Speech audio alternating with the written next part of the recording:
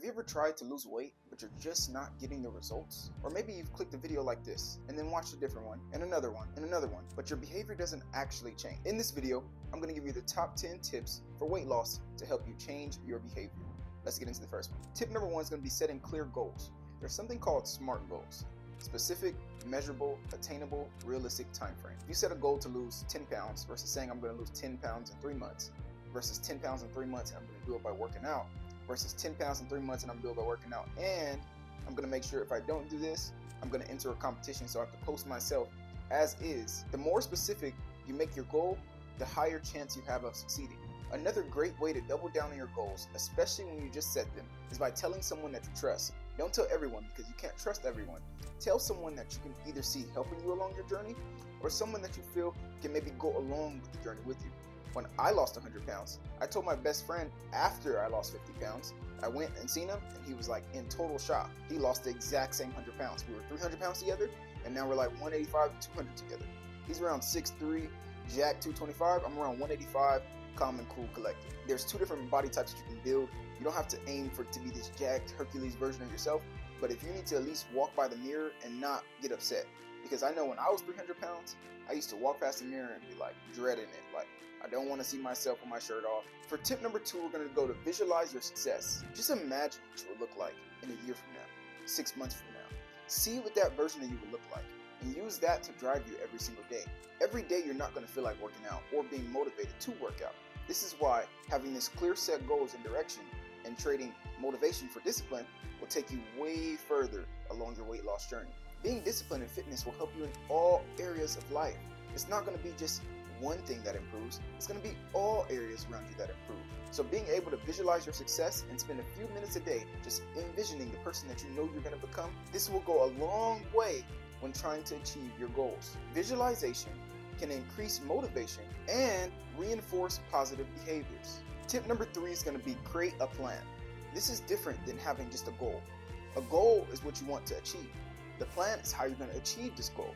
You need to set out the workout plan, the meal plan, the daily schedule, how you're going to do it, how you're going to work around your daily schedule that you already have. The best way to do this for me is called habit stacking.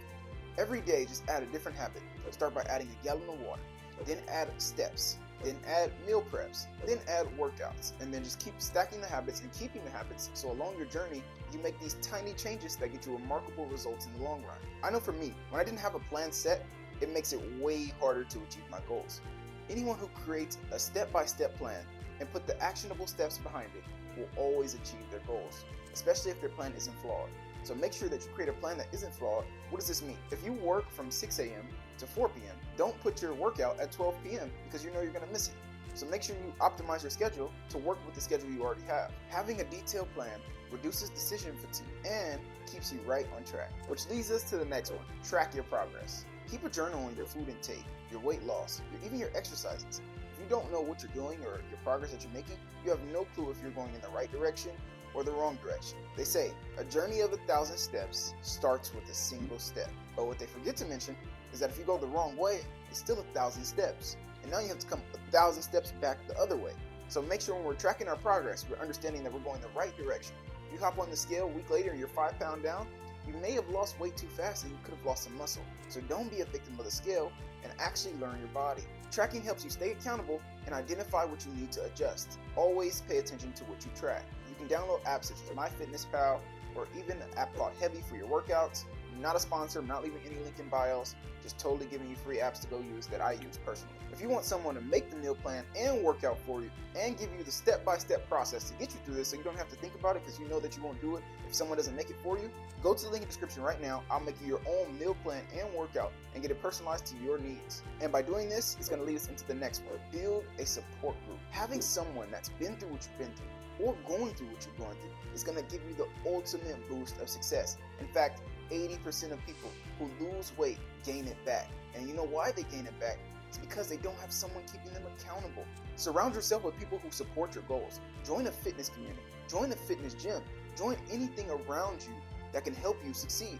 And all these resources that I'm saying, some of them are free. You're just not taking the action to get you the best results, but you keep watching videos like this and you're just hoping that magic is going to happen. The magic you're looking for is in the work that you're avoiding. Social support can provide encouragement and accountability. This might be the two things that you're missing to help you get to the end of your weight loss journey. So if you need help with that, like I said, go check out the link in the description. Tip number 6 is going to be focus on small, sustainable changes. Remember what we said earlier. Tiny changes, remarkable results. You don't want to change everything at once and overwhelm yourself. Let's say your new goal was to be up at 6 a.m. in the morning, but your average time of waking up is around 8 a.m. So this is what you would do. You would set the time at 7:45 the next morning. So that way it's just a 15-minute in between the time that you usually wake up and the time that you want to wake up. You will do this every single day until you got to the 6 a.m. mark. So by doing these tiny changes, you can get the results you want in just 2 weeks. Instead of just trying to wake up at 6, the first time you fail, tomorrow you don't even try, the next day you try again, it doesn't try, and then you just give up. Stack these small wins because they're easier to maintain and they lead to the bigger tasks. Number 7, develop a positive mindset. There are only 3 reasons why you can't lose weight. You either have your diet wrong, your workouts wrong, or your mindset. This is going to be a big factor for a lot of people, the mindset. If you have a great diet and a great workout, but you don't remember to do any of them, this is why most people fail. 50% of losing weight is mindset. And the people that lose weight usually become more efficient in life. Especially me. When I was 300 pounds versus the version I am today, 185 pounds, I'm more productive and I'm more happy. So it leads to me having a better life. So this is the same goes for you. If you go from a 300 pound version of you to a 250 pound version of you, that's 50 pounds of difference that you're going to feel every single day. Just make sure to celebrate your success, no matter how small the win is. Because a lot of times, we're just so caught up in the mix of the next goal, the next goal, the next goal. We don't take account of what we already have accomplished. I always mention that I was 100 pounds. And I show people, and I tell people, and I share my success because it motivates them. It shows where I came from to give me the proof to know that I can do anything. Because if I've done this, there's other tasks that I can do that are in my way right now that are even easier because this task that I've done before was way harder. Tip number 8, identify and overcome barriers. Let's say if you're on a run and every time you go on a run, there's a wall and you just can't get over this wall. And it's because you keep closing your eyes every time you're coming up to it, thinking that one day you're going to go through it. But instead, what if one day you just look to the right and you realize you just have to keep running and you can go around the wall instead of going through it? Or you get smart enough and you jump over the wall so you stop feeling this pain. This is what overcoming the obstacles and barriers are. Let's say for you, that wall could be your family. And every time you come home, they got the worst foods for you. They have the worst things for you. Or let's say you don't have a gym membership because you don't have the most money. Well, this is a barrier for you. And if you're stopping yourself from this barrier because of these little things, there's someone who's had it worse and who's done it better. There's someone out there who's doing 600 push-ups a day because they care about their body but they can't afford the gym. There's someone out there who's repairing their home because it just got destroyed in another country and they had work today. So you need to figure out your smaller situation because there's way bigger scenarios out there and they're going to figure it out. So should you. Get over the little barriers, get over the obstacle, and make it happen. Make it change. Change happens when you do. Tip number 9, practice mindful eating. If you haven't already stopped eating late at night, I'm going to give you a little tip. Stop eating late at night. There is no tip. There is no trick. You just have to have the mindset to do it. And I'll give you actually a free tip. Start putting healthy stuff around you. So instead of giving the cravings to go get some sugar late at night, have grapes nearby, get a mini fridge, and only put healthy stuff in it. Because it's going to feel easier to you to just fill your stomach with some grapes or some oranges that are nearby, then go all the way downstairs to get something that is unhealthy for you, especially late at night when you're feeling lazy. But if you have access to nothing, you're going to just go get whatever you see. And this is where most people lose. Because especially if you're going to sleep with heavy food on your stomach, now your body spends all night digesting the food and not resting. So now you wake up tired and you're still hungry because the food just digested. So now you're ready to eat more. Especially if you ate carbs before you slept, it's ultimately going to make you even hungrier when you wake up. Mindful eating can help you enjoy your meals more and can help you stop overeating. Lastly, the best tip is stay consistent and be patient. A lot of times when you're getting the results, you don't see them yet, so you just stop. But the thing was working. What you were doing was working. If you just did it for a little bit longer, you would have seen the results. Don't stop. I'm telling you, the journey is a journey for a reason. This isn't the new Elon taxi cab down the street.